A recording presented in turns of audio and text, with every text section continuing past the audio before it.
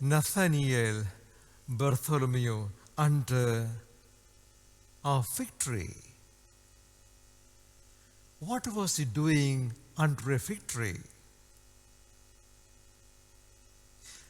It is said it was traditional for a Jew to study the scriptures under a fig tree. Nathaniel may have been meditating on God's promises. Israel under occupation, under the Roman occupation, waiting for the Messiah for a time of freedom and glory. And Nathaniel must have been reading the scriptures, going through it. And he knew the Messiah would come from Bethlehem, not Nazareth. Because it was prophesied that the Messiah would come from Bethlehem. He will be born in Bethlehem. It was right, even though Nathaniel did not know that Jesus was born in Bethlehem. The Lord tells Nathaniel something very interesting. Of course, Nathaniel was excited.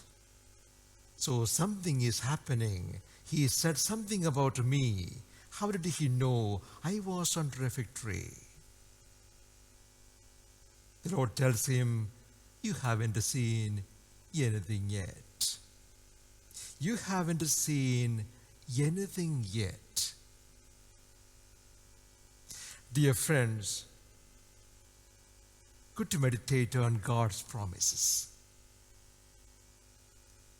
When we go through times like this, or when you have times of struggle or illness or worry or anxiety, good to meditate on God's promises. They will sustain us. They will give us hope and peace.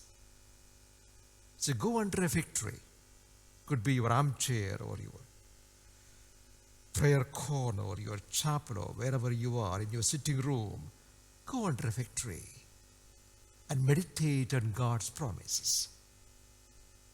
Even though it is beyond imagination what it is to be, beyond the grave, the life to come, it's good to imagine. Even though it's beyond imagine, good to imagine. The Lord says, you haven't seen anything yet.